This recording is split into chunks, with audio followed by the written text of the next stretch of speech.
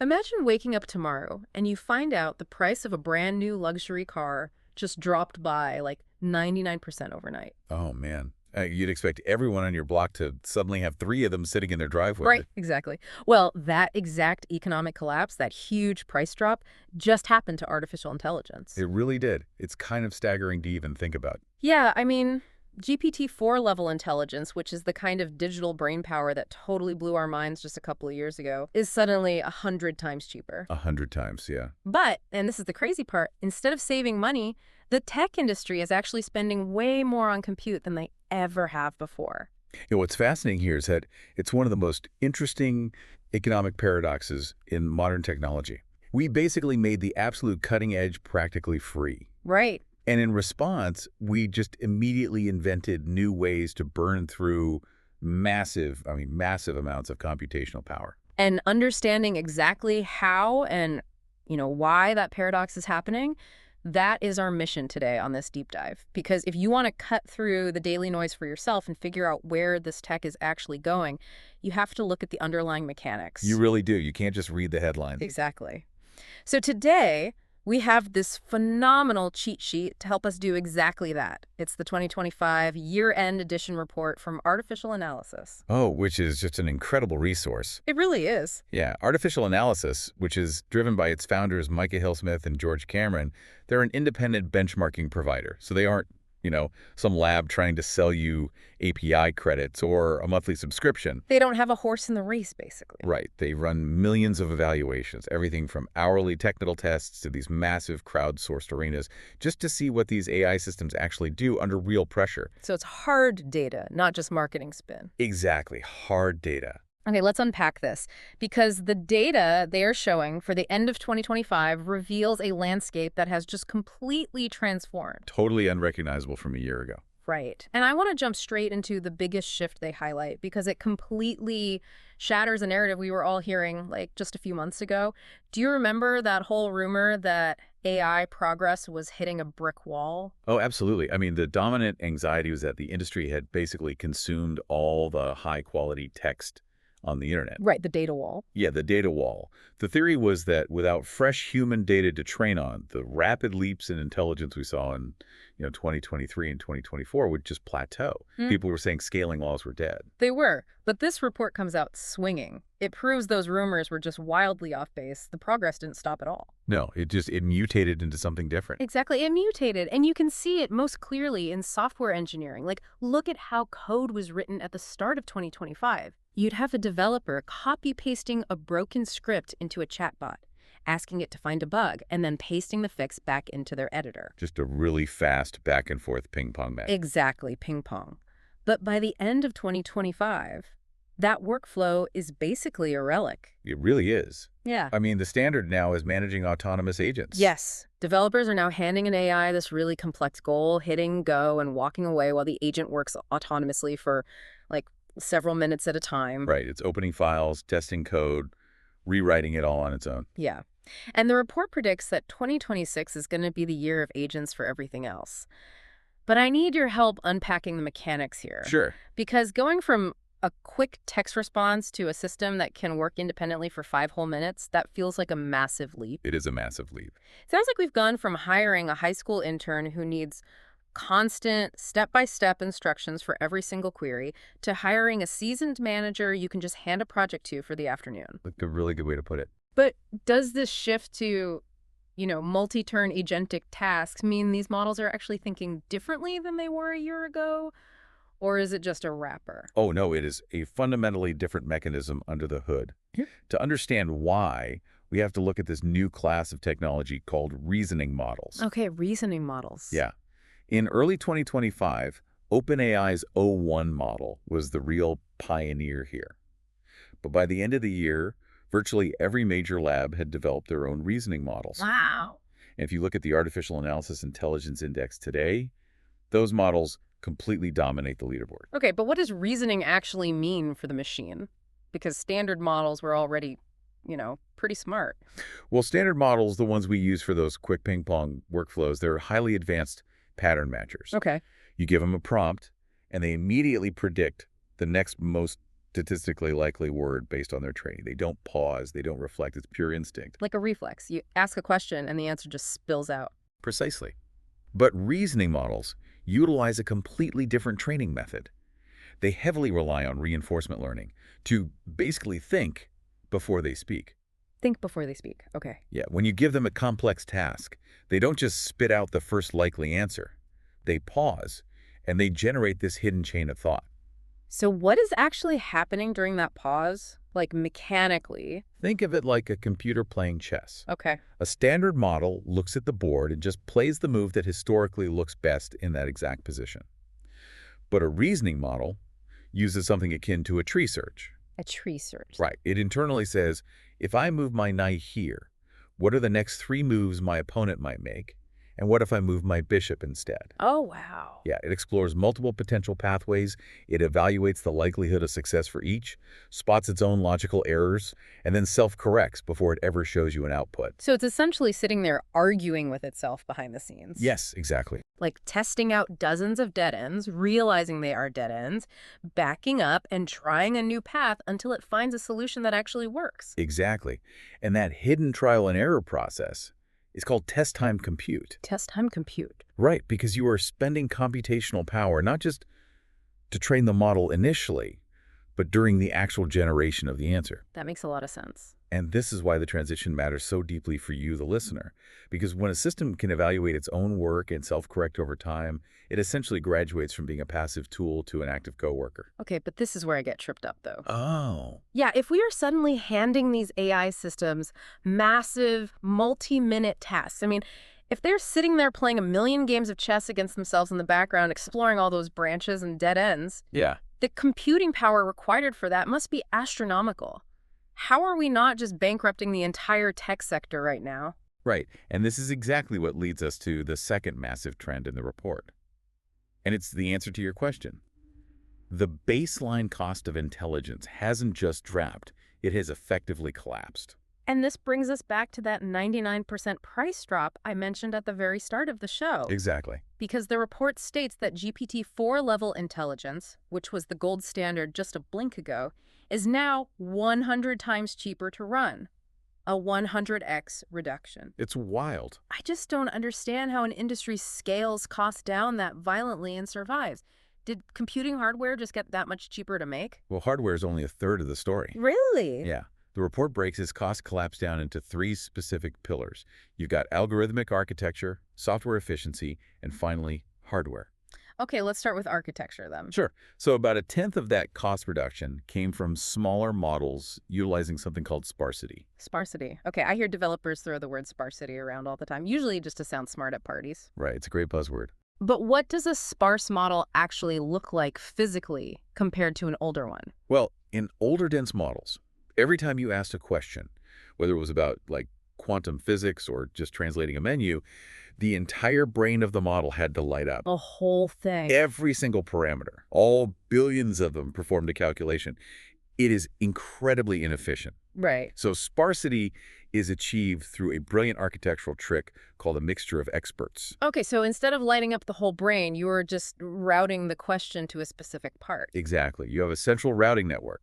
When you ask a coding question, the router analyzes it and says, hey, only wake up the neural pathways that are experts in Python. Oh, I see. Or if you ask it to write a poem, it routes it strictly to the language experts. Oh, I get it. It's like walking into a massive hospital. Okay, yeah. If you have a broken arm, you don't need every single doctor in the building. You know, the pediatricians, the neurologists, the cardiologists. You don't need them all to come to your room and consult on your x-ray. Oh, that would be terrible. Right. You just need the triage nurse at the front door to route you specifically to the orthopedic surgeon. That is a perfect analogy.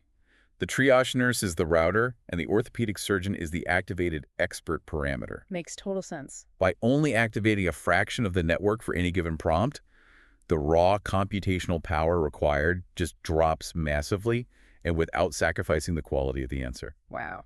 Okay, so that's the architecture piece. The second pillar the report highlights is software optimization. And they specifically call out something named flash attention, which they say reduced compute cost by about a third. Yeah, a massive savings. But to understand flash attention, we probably need to know why memory was a bottleneck in the first place, right? We do. And this gets into this sort of physical reality of how computer chips work. Okay. When an AI processes a massive document, say a 200-page legal contract, it uses a mechanism called attention to keep track of how a word on page 1 relates to a word on page 150. Right, it has to remember context. Exactly. Yeah. And to do that, the GPU is constantly moving data back and forth between its processing cores and its memory banks. And I'm guessing moving data takes time and energy. Oh, more than you'd think. The physical act of reading and writing data across different types of memory on a chip was creating a massive traffic jam. A traffic jam. Yeah, the processing cores were just sitting idle, waiting for the memory to catch up. Ah. So what flash attention did was reorganize that entire workflow at the hardware-software boundary. Okay.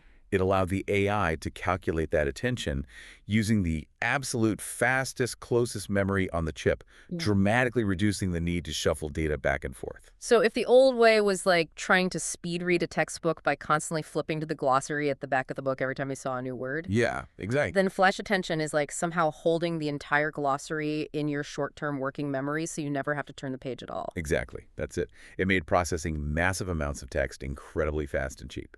Okay, which brings us to the third pillar, the actual hardware. Right. The report notes that next-generation accelerators, like the rollout of NVIDIA's Blackwell chips, just inherently run calculations more efficiently, and that cuts costs by another third. Yep. So you have smarter routing with sparsity, faster memory with flash attention, and better physical chips.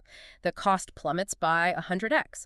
But here is the paradox we teased at the very beginning. Yes, the paradox. The report notes that despite all these savings, a single deep research query from an AI can now cost over 10 times what an original GPT-4 query cost. Yes, because of induced demand. It's the classic highway expansion problem, isn't it? Absolutely. Like, a city has terrible traffic, so they spend millions to add 5 new lanes to the highway. Right. And for a month, traffic flows beautifully. But then everyone in the region realizes the commute is suddenly super easy, so they all start driving. Instead of taking the train, more people move to the suburbs, and within a year, you have a 10-lane traffic jam that's actually worse than before. It is the exact same phenomenon. We made the baseline intelligence so cheap and so efficient that labs immediately said, great, now we can afford to let the model sit there and think for 5 minutes. Wow. So they took all those savings from sparsity and flash attention and basically dumped them straight into that test time compute we talked about earlier, letting the AI play thousands of games of chess against itself. Precisely. And this creates a really fascinating dual reality in the market for you, the user. How so? Well, on one hand, basic AI is completely democratized. Instant, high-quality text generation is practically free. Right. But on the other hand, the new frontier of advanced reasoning represents a premium tier. Companies and individuals now have to make strategic choices. Like what kind of choices? Well, when do you use the free model that relies on instant instinct? And when do you pay a premium for a reasoning agent to autonomously grind through a really complex, multi-layered problem? That makes total sense. And because that fundamental recipe for cheap intelligence is out there, like, everyone knows how to build a mixture of experts model now. Everyone has access to flash attention. Everyone is buying new chips. Yeah, the secrets are out. Exactly. It means the moat has evaporated.